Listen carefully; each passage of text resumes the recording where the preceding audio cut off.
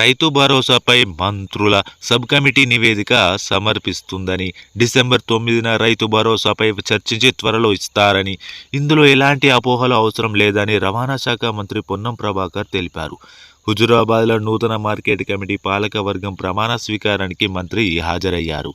మంత్రితో వేములవాడ ఎమ్మెల్యే ఆదిర్ శ్రీనివాస్ హాజరయ్యారు. ఈ కార్యక్రమంలో మంత్రి మాట్లాడుతూ, తెలంగాణలో రైతులకు సంక్షేమ కార్యక్రమాలు కేవలం కాంగ్రెస్ హయాంలో మాత్రమే జరిగాయని, కాళేశ్వరంలో చుక్క నీరు వాడకున్న అత్యధిక పంట తీశాం అని అన్నారు. కొనుగోలు కేంద్రాలను ముందుగానే ఏర్పాటు చేసి రైతులకు న్యాయం చేశాం అని అన్నారు. మిల్లర్లతో మిలాఖాతై బీఆర్ఎస్ నాయకులు ప్రభుత్వాన్ని బదనం చేయాలని చూశారని, ప్రభుత్వం నిటారుగా నిలబడి మిల్లర్లపై ఒత్తిడి తెస్తేనే రైతులకు ఈరోజు న్యాయం జరిగిందని అన్నారు. ఇప్పటికీ మిల్లర్లు ప్రభుత్వానికి 20,000 కోట్ల బకాయిలు ఉన్నారని అన్నారు. సన్నవడ్లకు బోనస్ ఇస్తున్నామని, సన్నవడ్లకు బోనస్ రాకపోతే డబుల్ పెనాల్టీతో చెల్లిస్తాం అని అన్నారు. గతంలో రైతు రుణమాఫీ 4 విడతలుగా చేశారని, నేడు మేము ఒకే విడతలో చేశాం అని, కేవలం టెక్నికల్ ప్రాబ్లం వల్లనే కొందరికి ఆగిపోయిందని, నేటికి 2 లక్షలకు పైగా బకాయి ఉన్న వారికి సైతం మాఫీ చేస్తున్నామని అన్నారు. రైతు భరోసా విషయంలో ప్రతిపక్షాలు ప్రజలను తప్పుదోవ పట్టించే విధంగా ప్రవర్తిస్తున్నారని, రైతు భరోసా తప్పక ఇస్తామని అన్నారు.